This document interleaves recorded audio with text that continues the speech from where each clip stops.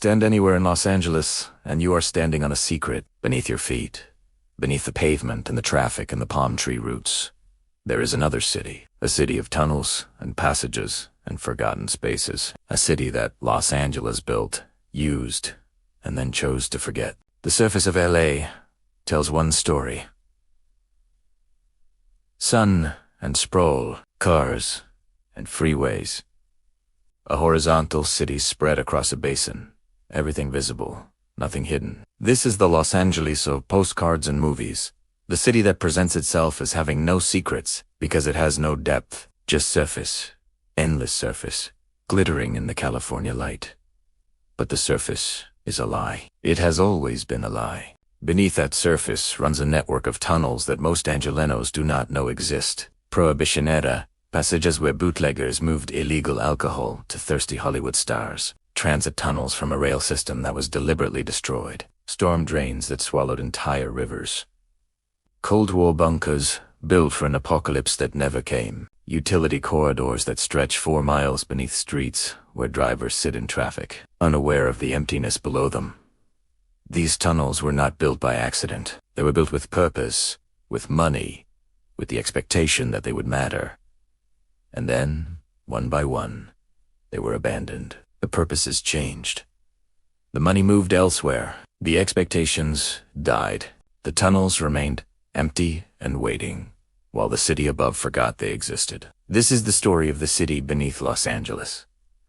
The tunnels nobody talks about, the infrastructure of forgotten dreams, and what this hidden world reveals about the city that buried it. When Prohibition became law in 1920, Los Angeles faced a problem that other cities did not share. Hollywood had just established itself as the center of American entertainment. The stars who made movies needed to party. The executives who financed movies needed to entertain. The entire industry ran on the social lubrication that alcohol provided, and suddenly that lubrication was illegal. The solution was built underground. Throughout the 1920s, a network of tunnels spread beneath downtown Los Angeles, connecting speakeasies, hotels, and private clubs, and a subterranean highway for illegal alcohol. The tunnels allowed bootleggers to move product without exposure to police on the streets above. They allowed Hollywood's elite to drink without being seen entering establishments that served liquor. The King Eddie Saloon, still operating today on 5th Street, connected 2 tunnels that ran beneath the streets to multiple locations. The Biltmore Hotel, where movie stars and moguls gathered, had tunnel access that allowed guests to arrive at drinking establishments without ever appearing on public sidewalks.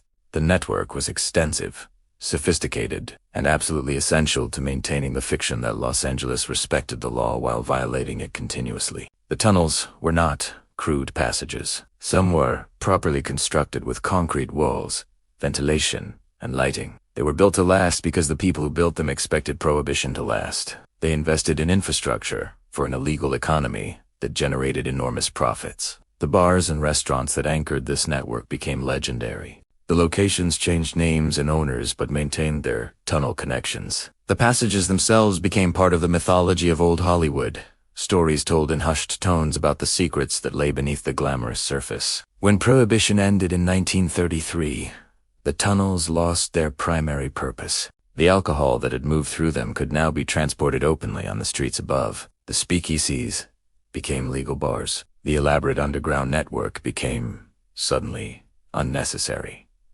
But the tunnels did not disappear. They simply fell into disuse, their entrances sealed, their passages forgotten. Some became storage spaces for the buildings above them. Some became home to the homeless, the first of many populations that would inhabit LA's underground spaces. Most simply sat empty, dark, waiting for someone to remember they existed. Today, some of these tunnels have been rediscovered and incorporated into the businesses above them. The basement of a downtown bar might connect to a passage that once carried whiskey to thirsty movie stars. The storage room of a restaurant might open onto a corridor that stretches into darkness beyond the property line. The Prohibition history lives on, buried but not entirely erased. The most tragic tunnels beneath Los Angeles are the ones that were supposed to transform the city, but were killed before they could fulfill their purpose. The Pacific Electric Railway, known as the Red Cars, once made Los Angeles the envy of American cities. Then it was systematically destroyed.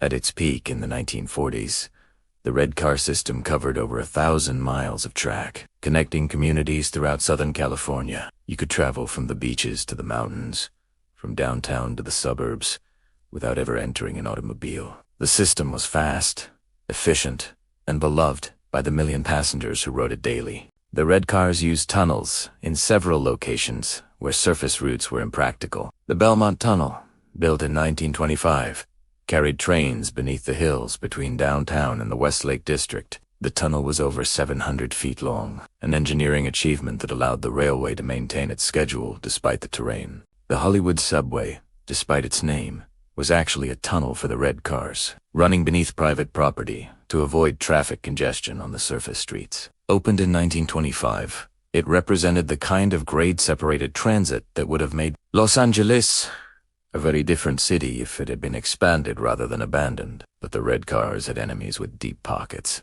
General Motors, Standard Oil, and Firestone Tire formed a company called National City Lines that systematically acquired and dismantled electric railway systems throughout America. Los Angeles was their greatest prize. The conspiracy, and it was a conspiracy in the legal sense, involved purchasing the Pacific Electric system and then degrading service until ridership declined. Maintenance was deferred. Schedules became unreliable. The trains that had once been the pride of the city became symbols of outdated technology, deliberately sabotaged to appear obsolete. By 1961, the last red car made its final run. The tracks were torn up.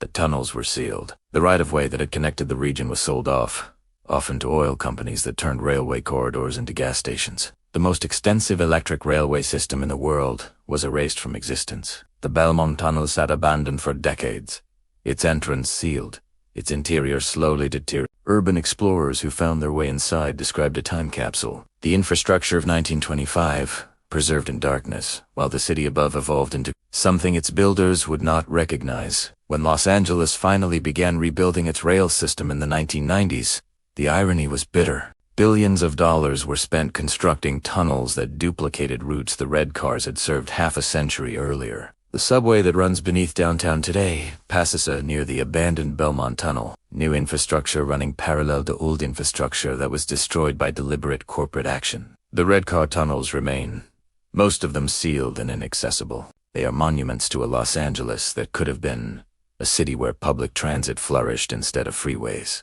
where communities stayed connected instead of isolated, where the air stayed clean instead of filling with exhaust. The tunnels hold that possibility in their darkness, a future that was murdered before it could arrive.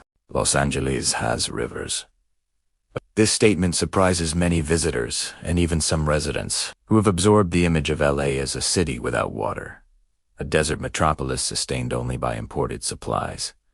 But the rivers exist. They have simply been buried. The Los Angeles River was once a genuine waterway, flowing from the San Fernando Valley to the Pacific Ocean, through a landscape of wetlands, riparian forests, and natural floodplains. The river provided water for the indigenous Tongva people for thousands of years. It sustained the Spanish missions and the Mexican rancho. It made the city of Los Angeles possible. The river was also dangerous. It flooded unpredictably, changing course with devastating consequences. The floods of 1938 killed over 100 people and destroyed thousands of homes. The city that had grown up around the river now feared the river, and fear produced a radical solution. The Army Corps of Engineers encased the Los Angeles River in concrete, transforming it from a natural waterway into an engineered channel. The project, completed over decades, created the strange landscape that appears in countless films. The concrete-lined ditch that seems to parody the concept of a river while actually containing one.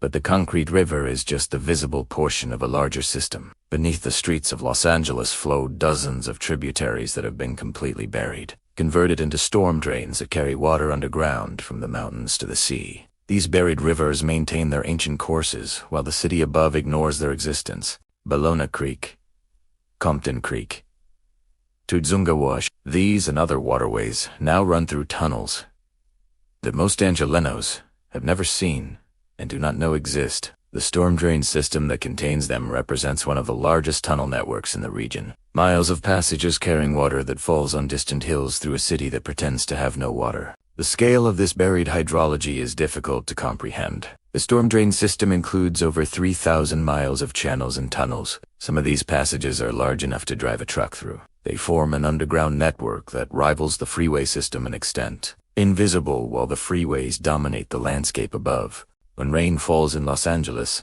which happens less frequently than the drought narrative suggests but more dramatically when it occurs, this underground system comes alive. Water that hits pavement is channeled into drains that connect to the buried streams. The flow increases, sometimes to dangerous levels. The homeless who shelter in dry tunnels during fair weather face deadly conditions when storms arrive. The decision to bury the rivers reflected a particular understanding of the relationship between city and nature. Los Angeles would not accommodate its waterways. It would contain them, control them, hide them from sight.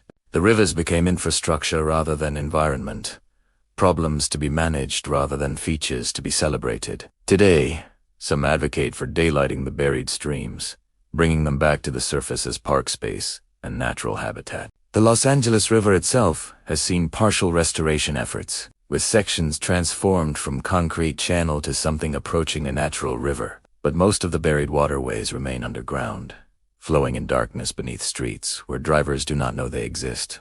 Beneath the streets of downtown Los Angeles lies a network of pedestrian tunnels that once connected the major buildings of the city as commercial core. These tunnels were built in the early 20th century when downtown was the unquestioned center of Los Angeles, before the automobile distributed commerce across the basin. The tunnel system allowed workers and shoppers to move between buildings without exposure to weather or traffic. Banks connected to department stores, office buildings connected to hotels. The pedestrian could walk underground from one end of the commercial district to the other, a subterranean alternative to the increasingly congested streets above. The tunnels were elegant in their construction. Marble floors, decorative tile work, display windows for underground retail. These passages were designed to be pleasant as well as functional. They reflected an era when downtown Los Angeles commanded investment and attention, when the city's elite-built infrastructure intended to last. Some sections of this tunnel network remain accessible today. The underground passage connecting the Millennium Biltmore Hotel to Pershing Square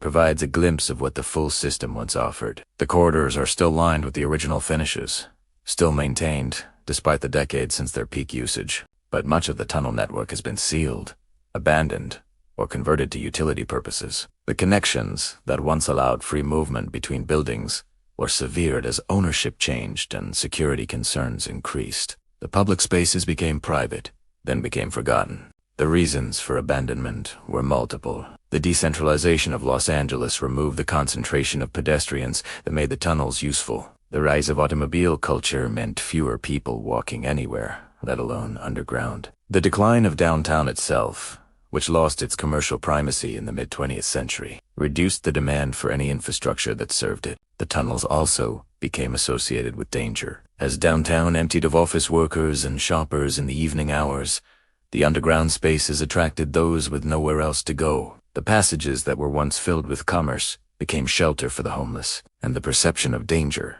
accelerated the abandonment. Today, sections of the tunnel system are occasionally rediscovered during construction projects or building renovations. Workers break through walls to find passages that have been sealed for decades, time capsules of an earlier Los Angeles that believed in its downtown enough to invest in making it walkable. The contrast with modern development is stark. Contemporary downtown Los Angeles has seen massive investment in residential and commercial towers, but these buildings do not connect underground. Each property exists as an island, accessible only through its own ground floor entrances. The vision of an integrated subterranean city has been abandoned along with the tunnels themselves. The Cold War brought a different kind of tunnel to Los Angeles, one built not for commerce or transportation but for survival. Throughout the 1950s and 1960s, as nuclear annihilation seemed possible or even probable, institutions across the city constructed underground shelters intended to protect occupants from atomic attack. The Federal Reserve Bank in downtown Los Angeles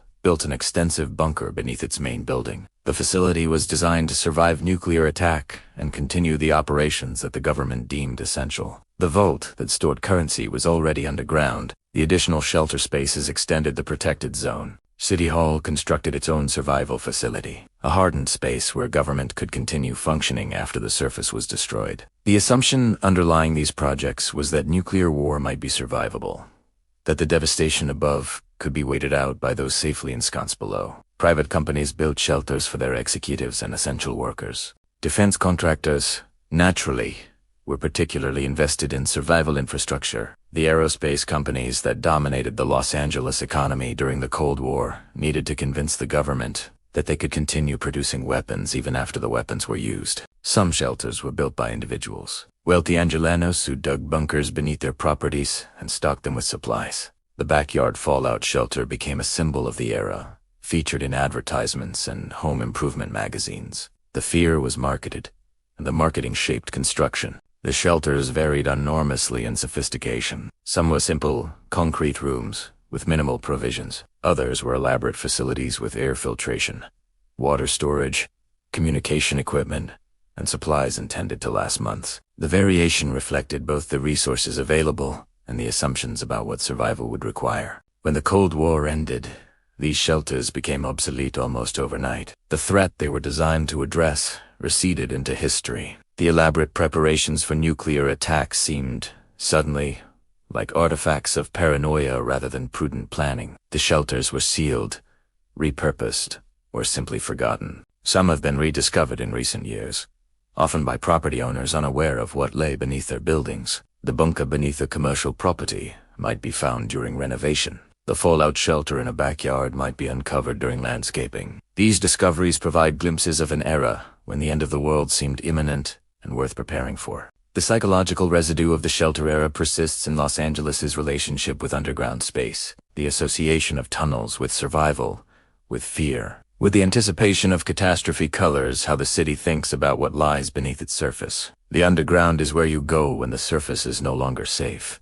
Beneath Los Angeles lie the remnants of projects that were started but never completed, infrastructure that was begun with optimism and abandoned when circumstances changed. These incomplete tunnels represent investments of millions of dollars and countless hours of labor, now sitting empty in the darkness. The most significant abandoned project is a planned subway extension that was started and then canceled when funding disappeared. The partially completed tunnels sit beneath the city, their construction suspended indefinitely, their purpose unfulfilled. Workers dug into the earth expecting to create transportation infrastructure that would serve generations. Instead, they created empty spaces that serve no one. The history of Los Angeles is littered with such abandoned projects. The city that was built on boosters and speculation saw many ventures collapse when the money ran out, or the vision proved impractical. What makes the underground abandoned projects distinctive is their persistence. A failed building can be demolished. A failed tunnel simply sits there,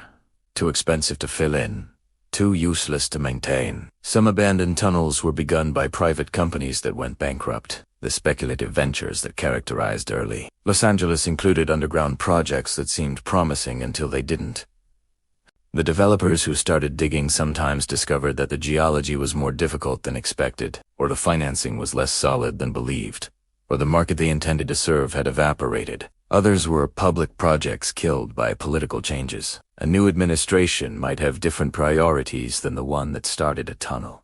A recession might redirect funds away from long-term infrastructure toward immediate needs. The multi-year timeline of tunnel construction made such projects vulnerable to shifts in political will. The abandoned tunnels serve as monuments to the gap between ambition and execution that characterizes Los Angeles. The city has always dreamed big, proposed grand projects, announced transformative initiatives. The follow-through has been more inconsistent. The tunnels that were started and never finished embody this pattern.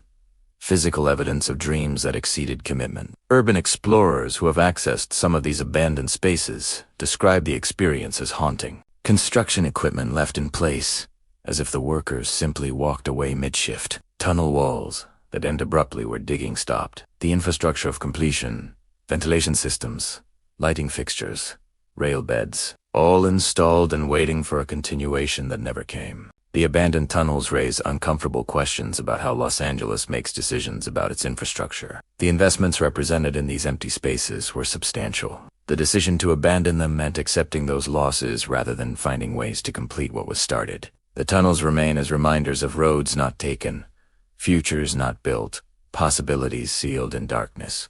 The tunnels beneath Los Angeles are not entirely empty. They have become, in the decades since their official purposes ended, habitat for populations that the surface city would prefer not to acknowledge. The homeless population of Los Angeles has found shelter in underground spaces throughout the region. The storm drains, when dry, provide protection from weather and relative privacy from the harassment that homeless individuals face on the streets. The abandoned tunnels, where accessible, offer even more security.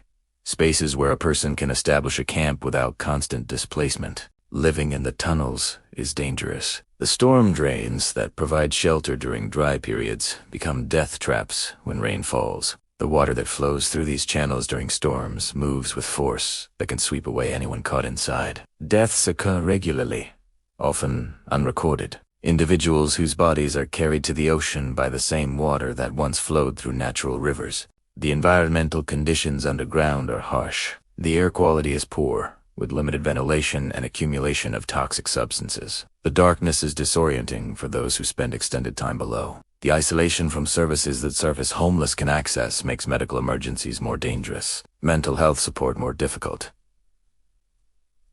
basic needs more challenging to meet. Yet people live there, choosing underground existence over the alternatives available on the surface. The calculus that leads to this choice reveals something about how Los Angeles treats its most vulnerable residents. The tunnels offer something that the streets above do not.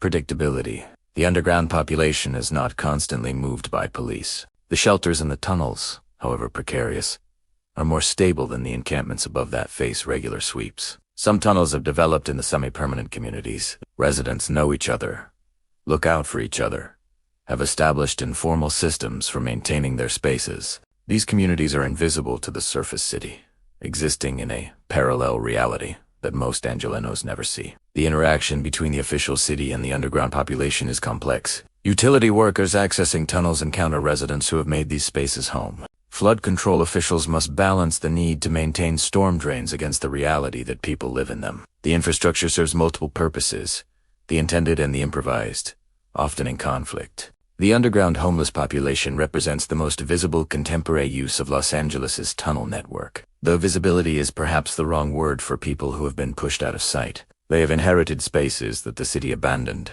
finding uses that were never intended but have become necessary for survival.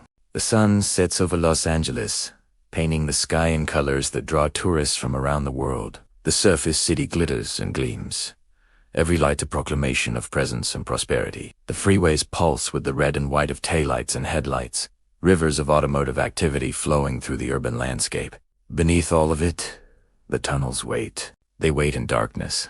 These passages that Los Angeles built and abandoned. The bootlegger corridors still connect buildings that no longer remember their connections. The railway tunnels still hold the promise of transportation that was murdered by corporate conspiracy. The buried rivers still flow toward an ocean they reach without ever seeing the sun. The underground city is not separate from the surface city. It is its shadow, the negative image of everything Los Angeles presents to the world. Where the surface is bright, the underground is dark. Where the surface is new, the underground preserves the old. Where the surface is visible, the underground is hidden. Los Angeles has always been a city of contradictions, and the tunnels embody this reality. A city that celebrates its sunshine has an extensive underground. A city that presents itself as having no history has tunnels dating back a century. A city that worships the automobile abandoned a transit system that would be the envy of any modern metropolis. The relationship between surface and underground reveals something fundamental about how Los Angeles operates. The city prefers to bury what it does not want to see. The rivers are buried.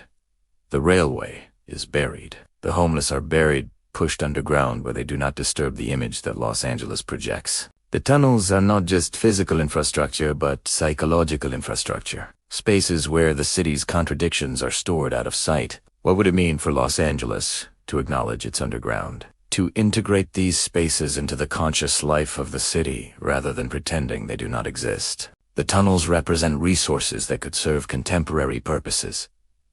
The buried rivers could be restored as urban parks. The transit tunnels could be incorporated into an expanded rail network. The pedestrian passages could reconnect a downtown that is rebuilding itself. But acknowledgement would require confronting the decisions that created the underground in the first place. The destruction of public transit in favor of automobiles. The war against natural hydrology that buried the rivers. The abandonment of downtown that closed the pedestrian tunnels. the failures of housing policy that push people to live in storm drains. Each tunnel tells a story that Los Angeles would prefer not to remember. The city above continues its performance of prosperity and possibility. The tourists take their photographs. The developers build their towers. The drivers sit in traffic that the red cars would have eliminated. The surface story is the only story that most people know. But beneath that surface, another Los Angeles exists. A Los Angeles of shadows and secrets, of abandoned dreams and improvised shelters, of infrastructure that serves no official purpose and populations that have no official recognition. This underground city does not appear in the marketing materials or the movie shoots. It does not fit the narrative that Los Angeles tells about itself. The tunnels beneath Los Angeles are not just empty passages. They are the repository of everything the city has chosen to forget. The history it wants to ignore. The people it wants to unsee. The possibilities it has decided not to pursue. Stand anywhere in Los Angeles, and you are standing on a secret. The secret is that the surface is not the whole story. The secret is that what we choose to bury does not disappear.